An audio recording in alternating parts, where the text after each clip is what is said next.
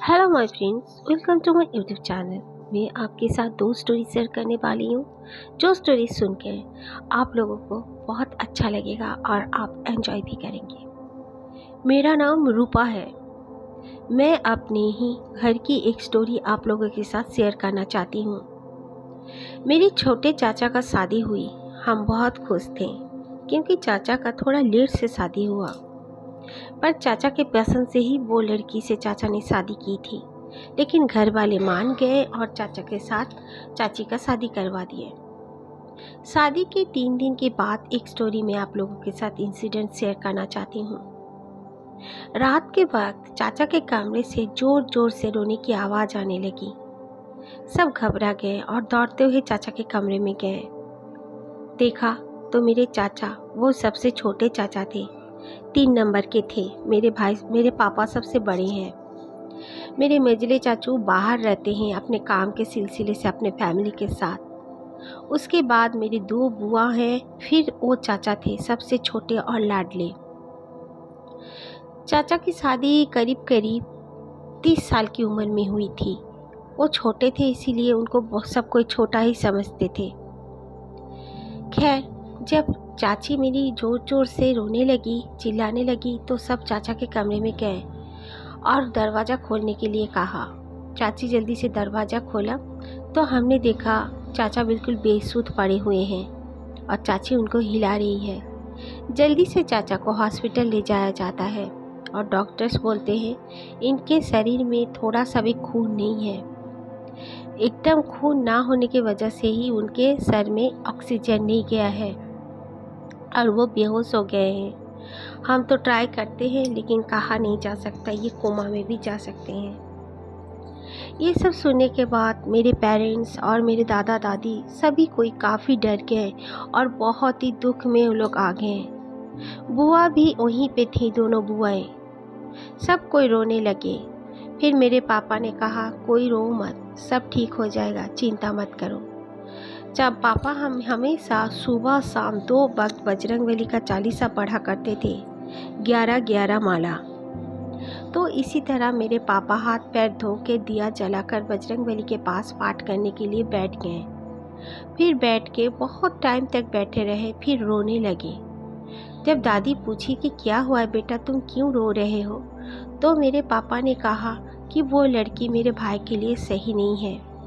वो लोग जरूर कुंडली कुछ गड़बड़ दिखाए होंगे।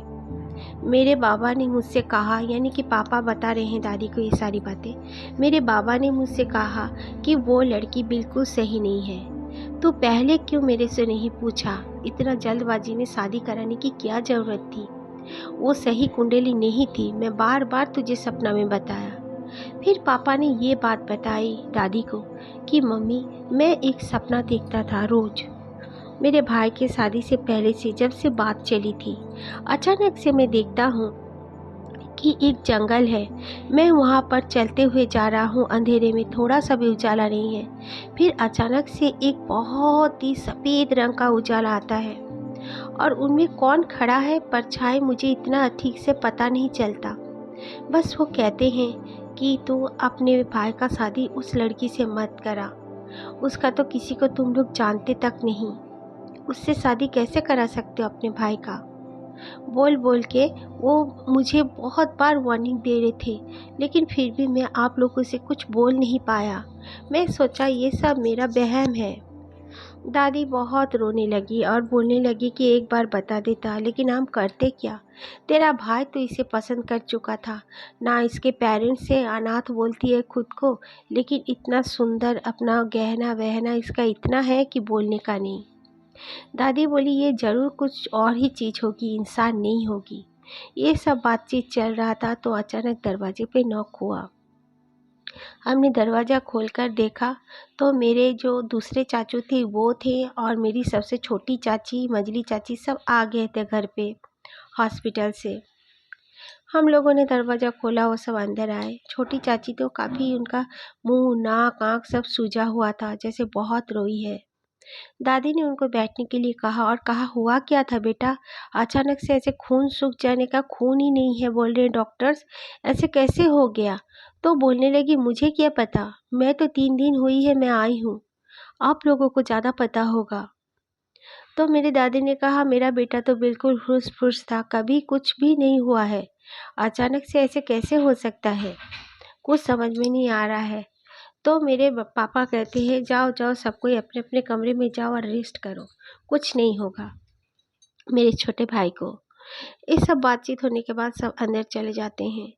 और मेरे जो दादाजी थे और दादाजी के एक शॉप था, उस शॉप में एक हेल्पर था। वो दादाजी और वो हेल्पर दोनों मेरे छोटे चाचू के पास रह गए। सुबह मेरे दादाजी आए और कहा कि मैं फ़ोन करके आप लोग को डिस्टर्ब नहीं करना चाहता था, इसीलिए नहीं किए। मेरा बेटा अभी ठीक है, उसका ब्लड व्लड सब दे दिया चुका है और रिपोर्ट्स भी आ गए हैं, रिपोर्ट भी ठीक है। डॉक्टर्स मेरे को पर्सनली बता दिए हैं, बाकी रिपोर्ट्स अभी तक दिए नहीं हैं, क्योंकि सुबह और रात को यानी कि 9 बजे ही वो रिपोर्ट्स देते हैं। ये कह के दादाजी अपना कुछ नाश्ता वगैरह करके उस दिन दुकान भी नहीं गए, सो गए। लेकिन दादी बिल्कुल फिक्रमंद थी। चाची को देखकर और नहीं लग रहा था कि चाची में कोई दुख भी है। चाचा के बारे में सोच कर चाची अपना सुबह सुबह उठ के नहा धोकर एकदम सजने सवर के बोलने लगी, चलो मैं अब हॉस्पिटल जा रही हूँ। मेरे पापा ने उनको मना कर दिया, कहा नहीं, तुम नई नवेली दुल्हन हो, तुम अकेली नहीं जाओगी। फिर वो मेरे पापा की ओर ऐसे देखी कि जैसे मेरे पापा का रोम रोम खड़ा हो गया। पापा ने कहा, ये क्या कर रही है, ऐसे क्यों देखी मुझे? फिर पापा बोले कि मम्मी को चलो, तो मुझे जाना है एक जगह, तुम मेरे साथ चलो। वो लोग बाइक में करके कहीं चले गए। शाम तक लौटे और शाम को लौट के दोनों बहुत खुश थे। फिर मम्मी ने कहा, फिर कल सुबह हम लोग जाएंगे, अभी हम लोग जा रहे हैं चाचा के पास। चाचा के पास हॉस्पिटल में गए, चाचा बिल्कुल ठीक ठाक थे और वो मम्मी को ये बात बताए, वो किसी को बताए नहीं थे। उन्होंने कहा, भाभी वो जो लड़की है मुझसे गलती हो गई, मैं उससे जस्ट 20 दिन पहले ही मिला था, उसके ही ज़बरदस्ती करने पर मैंने उसे शादी किया, नहीं तो मैं शादी भी नहीं करना चाहता था, क्योंकि मुझे वो लड़की अद्भुत लगती है। वो लड़की कोई इंसान नहीं लगती है, भाभी आप लोगों को भी खतरा होगा। तो मेरी मम्मी ने कहा, तुम डरो मत, हमें बाबा जी ने सब कुछ बता दिया है। लेकिन क्या बताया नहीं बताया, मम्मी किसी को नहीं बताई थी। फिर मेरे मम्मी घर पर आती है और चाची को बहुत सारे अच्छे अच्छे कुछ कुछ खाना के लिए चाची को देती है और बोलती है, तुम ये सब खा लो। चाची कहती है, नहीं नहीं मैं नहीं खाऊंगी, आप सब मिल के खाते हैं। लेकिन मम्मी बोलती है, नहीं नहीं ये तुम्हारे लिए है, हमारा रिवाज है कि नई नवेली दुल्हन को खाना पड़ता है, पूजन का ये सारा खाद्य। तो चाची खाने लगी, जस्ट एक ही मिठाई उठाकर खाई थी, चाची का जैसे जीभ जल गया। वो जोर जोर से चिल्लाने लगी और बोलने लगी, तू मेरे साथ अच्छा नहीं की। सब कोई उनको देखने लगे, उनका रूप जैसे उसी दिन उसी समय सामने आ चुका था। फिर अचानक दौड़ते हुए अपने कमरे में गई, दरवाज़ा बंद भी कर ली थी। बहुत टाइम होने तक मेरी मम्मी बोली, चलो चाची क्या कर रही है देखते हैं, क्योंकि वो कोई इंसान तो है नहीं। हम लोग जोर जोर से दरवाज़ा ठोकने लगे, लेकिन चाची दरवाज़ा खोलने का नाम नहीं ले रही थी। सबने कहा कि दरवाज़ा तोड़ देते हैं।